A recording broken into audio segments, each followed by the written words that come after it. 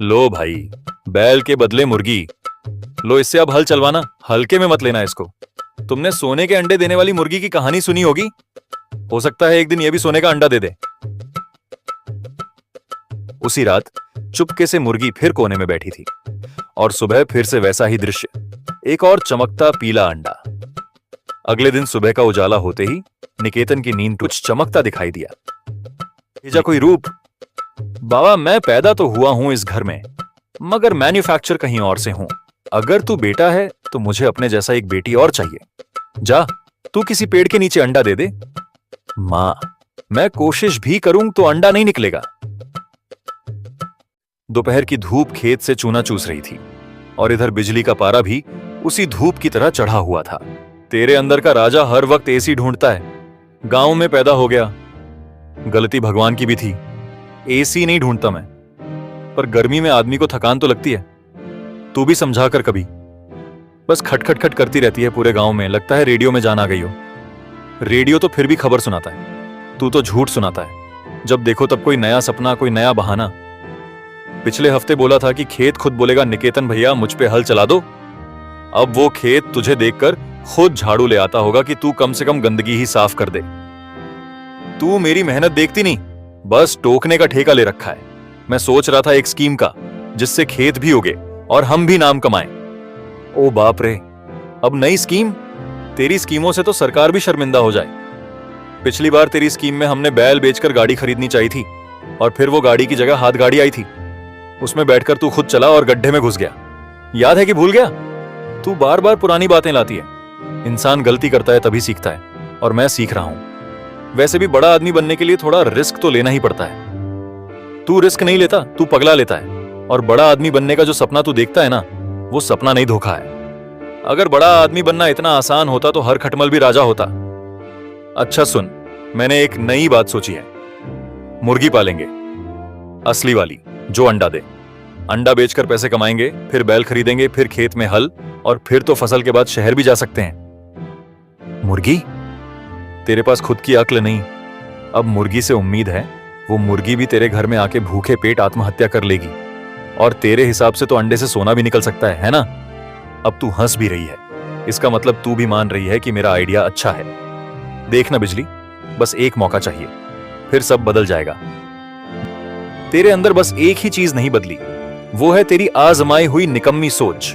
और एक बात कान खोल के सुन ले, अब अगर तूने एक हफ्ते में खेत में काम शुरू नहीं किया तो मैं तुझे तेरी मां के घर भेज दूंगी और खुद एक मजदूर ले आऊंगी जो हल चला सके। अरे नहीं बिजली, तू ऐसा ना बोल। तू जो बोलती है मैं करता हूं, बस कल से पक्का। आज थोड़ी तबीयत ढीली लग रही है, शायद गर्मी लग गई है। एक नींबू पानी बना देना, फिर सोच के कुछ अच्छा शुरू करूंगा। तू पानी नहीं पीता, तू नींबू की तरह निचोड़ देता है मुझे हर दिन।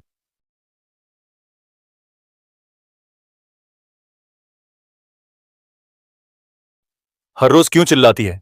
शांति से जीने भी नहीं देती तू। शांति? हाँ, तू तो भगवान का भेजा हुआ शांति दूत है, जिसे खेत, घर, बैल और बीवी किसी से मतलब नहीं। बैल को चारा तक नहीं दिया आज, और खुद यहां लाश बना पड़ा है। अब बैल को एक दिन भूखा रह भी गया तो आसमान नहीं गिर पड़ेगा।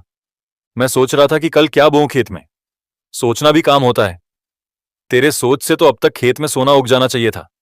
तू बोए बिना ही फसल काटना चाहता है, और वो भी तकिए पे लेटकर। बापू के टाइम में ये खेत सीना तान के खड़ा रहता था, अब तेरे वक्त में झुका पड़ा है शर्म से। तू जब से आई है तब से खेत ने झुकना शुरू किया है। तेरे गुस्से की गर्मी से मिट्टी भी सूख गई होगी। तू फिर मेरे पे डाल रहा है? चल, दो बैल जो सुबह से बंधे हैं उन तक जा, चारा डाल, फिर कुएं से पानी खींच और खेत में थोड़ी हल्की जुताई कर। नहीं तो खुदे गधा खोल के तुझसे हल खिंचवाऊंगी। गधे से अच्छा तो है ही तू। कहां से आती है तेरे अंदर इतनी चिल्लाने की ताकत? तुझे तो अखाड़े में होना चाहिए था, गांव की कुश्ती चैंपियन बनती तू। तेरी तरह मुंह चलाने में नहीं, हाथ चलाने में यकीन है मुझे। मैं खेत में भी काम करती हूं, घर में भी। और तू तू चारपाई में घुसा रहता है दिन रात, जैसे चारपाई पे सरकार बनी बैठी हो। तो छोड़ देना ये सब, भाग चलें कहीं दूर, जहां खेत ना हो, बैल ना हो, तू ना चिल्लाए और मैं ना काम करूं। तेरे बस की बात नहीं है दूर भागना।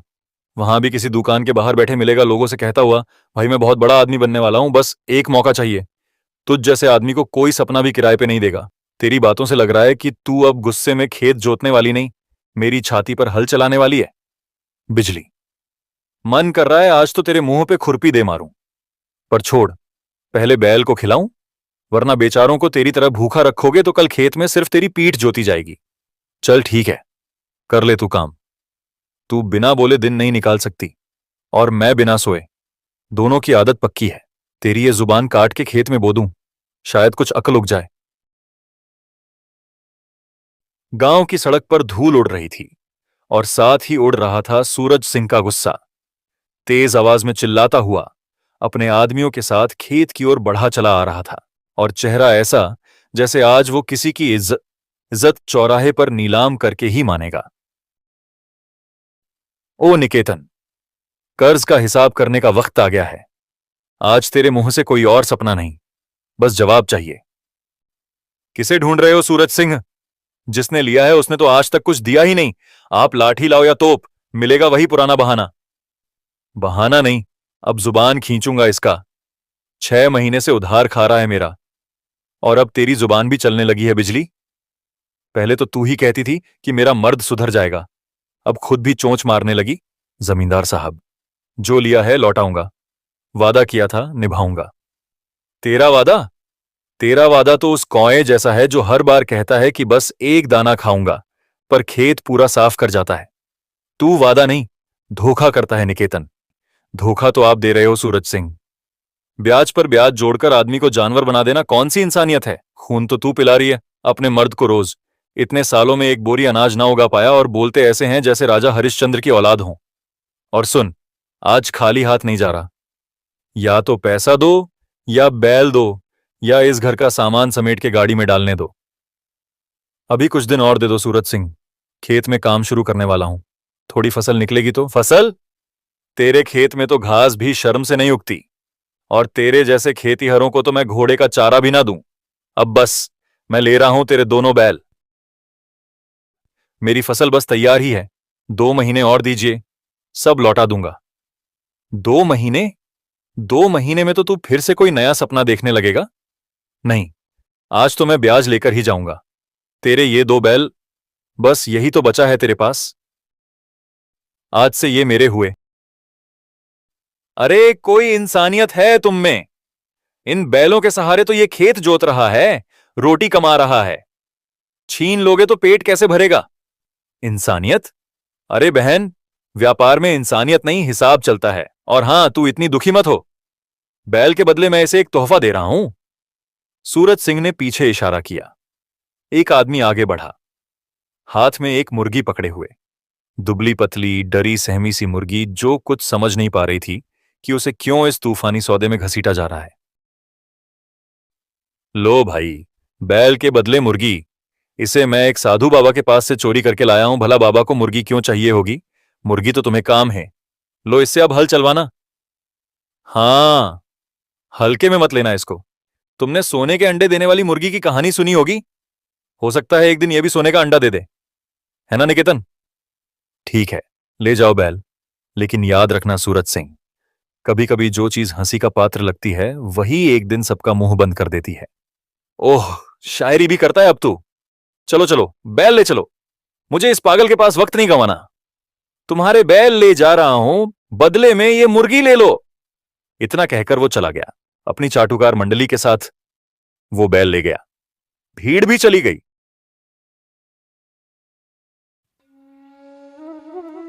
तू सच में बहुत बदल गया है निकेतन। पहले तेरे साथ लड़ती थी, अब तेरे लिए लड़ने को दिल करता है। पर इस बार कुछ कर दिखा, वरना ये मुर्गी भी खाना मेरा मतलब ताना बन जाएगी। तुझे समझा? इस बार तू देखना बिजली, मुर्गी हल नहीं चलाएगी, पर हंसी उड़ाने वाले सब चुप हो जाएंगे। क्या दिन दिखाए तूने मुझे निकेतन। पहले लोग हमारे खेत का मजाक उड़ाते थे, अब सूरज सिंह हमारी मर्दानगी का तमाशा बना गया। बैल ले गया और तू खड़ा देखता रहा। क्या करता मैं? उसका हिसाब था, हक था, बस यही बचा था देने को। वो हक से तुझे बेइज्जत कर गया, और तू उसे मौन साधु की तरह सिर हिलाकर विदा कराया। कभी खुद को आईने में देखा है? तू आदमी है या बैल से कम? तू जितना कह ले, मैं जानता हूं मैं नाकाम आदमी हूं, लेकिन क्या करूं? खेत सूखे हैं, किस्मत भी सूखी पड़ी है। मैं रोज सोचता हूं कुछ करूं, पर सोच में ही सारा दिन बीत जाता है। हाँ, और उस सोच से क्या उपजता है? मुर्गी। अब यही मुर्गी है तेरे खेत की आखिरी उम्मीद। चल इसी से हल चला। निकेतन के चेहरे पर फीकी हंसी आई। वो बोला, शायद यही मुर्गी कल अंडा दे, और अगर किस्मत फूटी हुई नहीं रही तो अंडा सोने का निकले। तू तो अब सपना भी मुर्गी के भरोसे देखने लगा। हद हो गई निकेतन। अब ना तेरा मर्द बचा, ना मेरा सब्र। जा बैठ उस मुर्गी के साथ और रोटियां गिन। तेरी वजह से सूरज सिंह हमारा सब कुछ ले गया। तेरे ही भरोसे जीते जीते अब रोटियां भी शर्म से जलने लगी हैं। और तू है कि अब भी आसमान ताक रहा है जैसे कोई देवता सोना बरसाएगा। निकेतन, बिजली, तू बोलेगी तो सुनूंगा, पर इस बार दिल के अंदर कुछ चुभा है। सूरज सिंह ने सिर्फ बैल नहीं छीने, मेरी मर्दानगी भी नोच के ले गया। मर्दानगी? तुझे कभी थी भी क्या? खेत की मिट्टी से दूर सपनों के तख्त पर लेटे रहना कोई मर्दानगी नहीं होती। जब मैं खेत में गड्ढे खोदती थी तब तू ख्वाब बुनता था। जब मैं दोपहर में भी कुएं से पानी खींचती थी तू चटाई पर लेटा फुर्सत गिनता था। मैंने कोशिश की बिजली, मैंने भी चाहा कि खेत फले, घर चले, पर जैसे किस्मत ने मुझसे वादा किया था कि मैं कुछ भी छूऊं तो सूख जाए। किस्मत को दोष मत दे निकेतन। किस्मत उन पर हंसती है जो मेहनत करने से डरते हैं। तू हमेशा आसमान देखता रहा और मैं जमीन जोतती रही। अब जब बैल भी नहीं रहे तो पूछती हूं, क्या करेगा तू अब? खुद हल उठाऊंगा। अगर बैल नहीं तो मैं ही बनूंगा बैल। ये हाथ जो अब तक सिर्फ सपने लिखते थे अब मिट्टी भी जोतेंगे। तेरे ये हाथ जो कल तक लौटे से पानी भरने में कांपते थे आज हल उठाएंगे? हां उठाना। और जब कांधे में छाले पड़े तो मत कहना कि बिजली ने कुछ कहा नहीं था। अब किसी ताने की परवाह नहीं। सूरज सिंह का मजाक अब मेरे सीने पर हथौड़े जैसा बजता है। मैं उठूंगा, गिरूंगा, पर खेत सूना नहीं रहेगा। तेरा विश्वास खोया है मैंने, पर खुद को खोने नहीं दूंगा। बिजली चुप हो गई। पहली बार उसे लगा निकेतन की आवाज में शर्म नहीं, संकल्प है। वो आदमी जो आज तक अपनी ही परछाई से डरता था, आज सूरज सिंह की धमकी के बाद सच में कुछ बदल गया था। पर उस दिन बिजली ने जो मुर्गी गुस्से में जमीन पर छोड़ी थी, वो उसी कोने में बैठी रही, जैसे वो जानती हो कि कल का सूरज अब उसकी छांव से निकलेगा। उसी रात चुपके से मुर्गी फिर कोने में बैठी थी, और सुबह फिर से वैसा ही दृश्य, एक और चमकता पीला अंडा। अगले दिन सुबह का उजाला होते ही निकेतन की नींद टूटी, तो वो अपनी फटी चारपाई से उठकर बाहर आया। रात की वो मुर्गी अब भी एक कोने में चुपचाप बैठी थी, पर उसके नीचे कुछ चमकता दिखाई दिया। निकेतन को लगा शायद सूरज की रोशनी पड़ रही हो, लेकिन जैसे ही पास गया आंखें चौंधिया गईं। वो कोई मामूली अंडा नहीं था, वो पूरा का पूरा सोने का बना बेहद बड़ा अंडा था। बिजली, ए बिजली, देख तो जरा ये मुर्गी क्या दे गई है। अब क्या काजू बादाम देकर गई है। सवेरे सवेरे दिमाग मत चाटो, देख अपनी आंखों से। झूठ बोलूं तो बकरी ले जाना मेरी, ये मुर्गी तो 100 किलो का सोने का अंडा दे गई है। बिजली की आंखें जब उस अंडे पर पड़ी तो उसका गुस्सा एक पल को हवा हो गया। हे राम, ये तो सच में सोने का है। अब दोनों एक तक उस अंडे को देख रहे थे जैसे कोई जादू हो, लेकिन बात वहीं नहीं रुकी। अचानक अंडा खुद ब खुद फूट गया। एक पल को सन्नाटा, दूसरे ही पल उस टूटे अंडे से एक चमकती पीली रोशनी निकली। वो इंसान दोनों के सामने खड़ा था। मां, बाबा, डरो मत, मैं वही हूं जो इस अंडे से जन्मा हूं। अब मैं तुम्हारा बेटा हूं। बिजली हक्का बक्का, और निकेतन की तो जुबान तक ना खुल रही थी। तू सच में मेरा बेटा है। हां मां, अब तुम्हारा हर दुख मेरा है। हल चलाना हो, खेत जोतना हो, या कोई भी काम, सब मैं करूंगा। तेरा नाम क्या है बेटा? आप ही रख दो बाबा। अगर मेरा कोई बेटा होता तो मैं उसका नाम रमेश रखती। आज से तू रमेश है। रमेश, ठीक है मां। अब देखना तुम्हारा रमेश क्या क्या कर सकता है। अब तो बैठ, कुछ खा पी ले, आराम कर। मां, मुझे भूख नहीं लगती जैसे आम लोगों को लगती है। मैं तुम्हारे प्यार से भर जाता हूं, वही मेरे लिए काफी है। अरे वाह, ये तो कोई मठाधीश जैसा बात कर रहा है। प्यार से भर गया?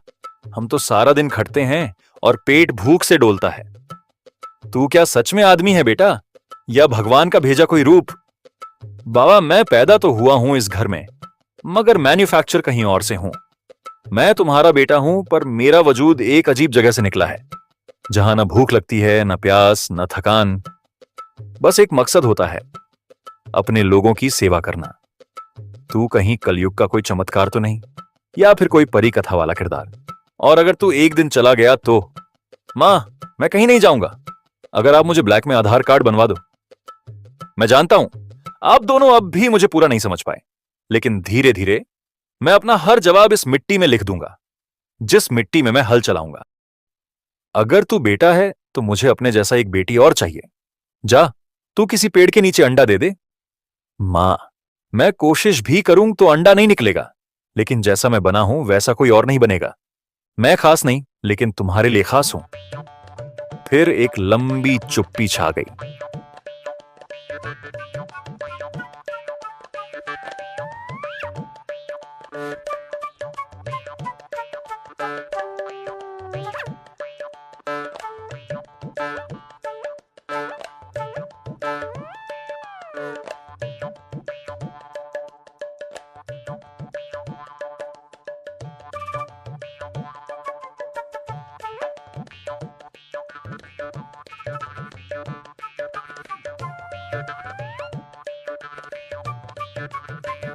रमेश पहले ही उठ चुका था और खेत की ओर चल पड़ा था। निकेतन और बिजली दोनों भी धीरे धीरे खेत की ओर बढ़े। पांव भारी थे, पर अजीब सी उम्मीद भी थी। कुछ कदमों के बाद जब वो खेत के पास पहुंचे तो दोनों के कदम वहीं थम गए। सामने जो था उसे देखकर बिजली का मुंह खुला रह गया और निकेतन के होठों से आवाज तक नहीं निकली। हे भगवान, ये सपना है क्या? मैं क्या देख रहा हूं? कल तक जो पौधे थे, आज आज तो ये पूरा खेत खजाना बन गया। मां, बाबा, ये आपके प्रेम का फल है। ये खेत अब सिर्फ मिट्टी नहीं रहा, ये अब आपकी मेहनत और विश्वास का रूप है। इतने में पीछे से आवाजें आने लगीं। गांव के लोग जमा होने लगे थे। अरे रे, देखो तो जरा, खेत में तो सोना उगाया है। जैसी फसल हमने कभी ना देखी वैसी चमक रही है यहां। ये तो देवी का चमत्कार लगता है। ना, ये मुर्गी का कमाल है। सुना है सूरज सिंह ने दी थी उसे। लगता है उसी में कुछ जादू था। जादू नहीं भाई, ये रमेश का करिश्मा है। वो आदमी है या कोई देव पता नहीं, लेकिन खेत तो बोल रहा है आज। अरे, कहीं इन्होंने कोई तावीज टोना तो नहीं किया हो? इतनी फसल और वो भी सोने की। कुछ तो काला है। काला नहीं, ये तो चमक से आंखें बंद कर दे रहा है। भला वो रमेश का, जिसने इस मिट्टी को सोने में बदल दिया।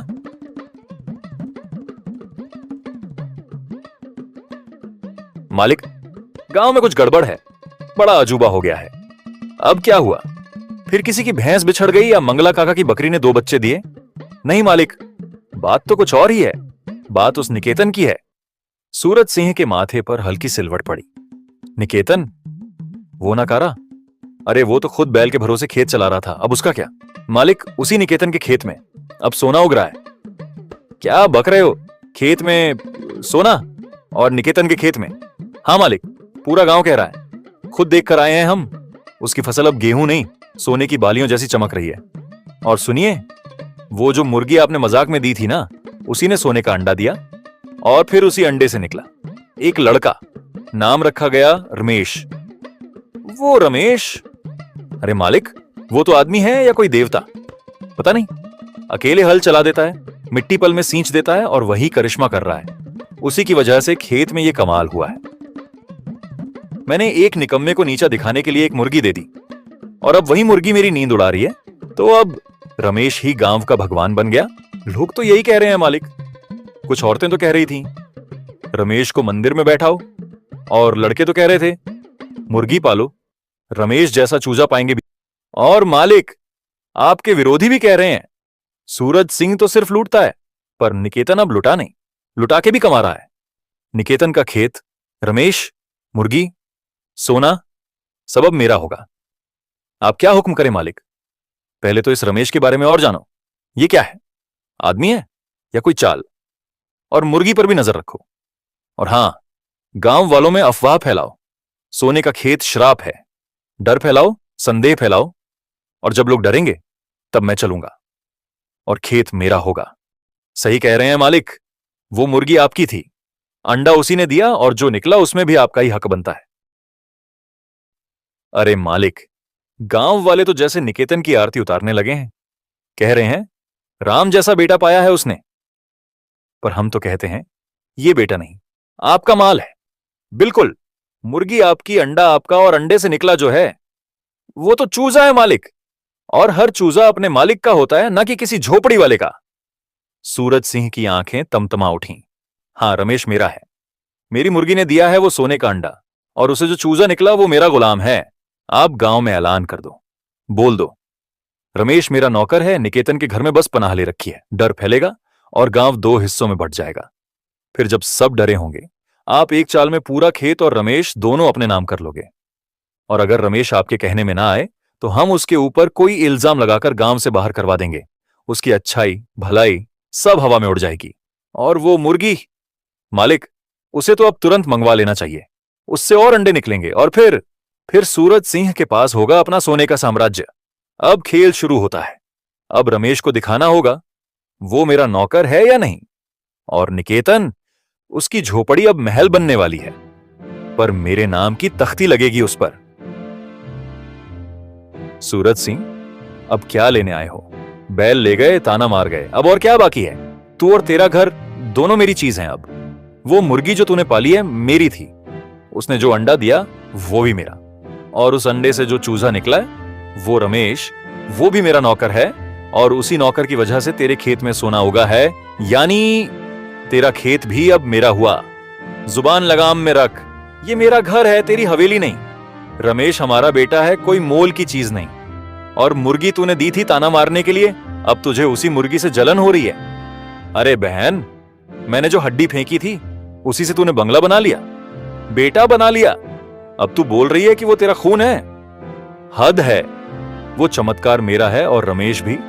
मैं कहता हूं आज ही रमेश को मेरे हवेली भेज दे, नहीं तो क्या तू फिर कुछ ले जाएगा? अब तू चाहे तलवार ले आ, ये खेत तेरा नहीं होगा। रमेश मेरा बेटा है, चाहे खून से नहीं पर कर्म से है। और बेटा वही होता है जो दुख में साथ खड़ा हो। तू तो तब हंस रहा था जब हम भूखे थे। मालिक, आप हुक्म करो, इस रमेश को हम अभी पकड़कर हवेली ले चले। हाथ लगाकर तो देखो, इस बेलन से गर्दन खोपड़ी में घुसेड़ दूंगी। बेटा हमारा है, खेत हमारा है, और चमत्कार हमारी मेहनत की कमाई है, तेरे दम्भ की नहीं। निकेतन, तू भूल रहा है, सूरज सिंह से कोई जीत कर नहीं गया। तूने आज जुबान चलाई है, अब मैं दिखाऊंगा कि खेत कैसे छीना जाता है। हमारे पास अब बेटा है, मेहनत है, और भगवान का दिया आत्मसम्मान है। तू अपने आदमी और घोड़े लेकर चला जा, अगली बार तेरी लाठी टूटी मिलेगी। ये लोग खुद अपनी बर्बादी के रास्ते पर चलना चाहते हैं। मैं सिर्फ सूरज नहीं, अब अग्नि बनकर बरसूंगा इन पर। तभी जब सूरज सिंह ने धमकाने के बाद अपनी लाठी उठाई और मुड़ने ही वाला था, अचानक आकाश में तेज प्रकाश फैला, हवा थम गई और एक दिव्य रोशनी में से एक आर्ष प्रकट हुए। चेहरा तेजस्वी और आंखों में एक असीम शांति थी, लेकिन उस शांति के नीचे दबा हुआ एक गहरा क्रोध था जो उनके स्वर में उभर आया। सूरज सिंह, तूने अपनी हवस में वो गलती कर दी जो दानव भी सोचते हैं। ये जादुई मुर्गी मुझे एक देवता ने ध्यान की परीक्षा में विजयी होने पर भेंट की थी। मैंने उसे वर्षों पाला, साधना की, और फिर जब मैं गहन ध्यान में मग्न था, तू आया और इस मुर्गी को चुरा कर ले गया। तू सोचता था तूने सिर्फ एक मुर्गी चुराई, पर असल में तूने आशीर्वाद को कलंक में बदला। अब तुझे और तेरे साथियों को इस पाप की सजा मिलेगी। मैं तुझे श्राप देता हूं, तू और तेरे ये साथी अभी और इसी वक्त पत्थर के बन जाए। तेज बिजली सी रेखा आसमान से जमीन पर गिरी। सूरज सिंह और उसके आदमी अब पत्थर बन चुके थे। समय एक पल को जैसे रुक गया था। निकेतन, बताओ, क्या तुम्हें यह सोने की फसल चाहिए या रमेश?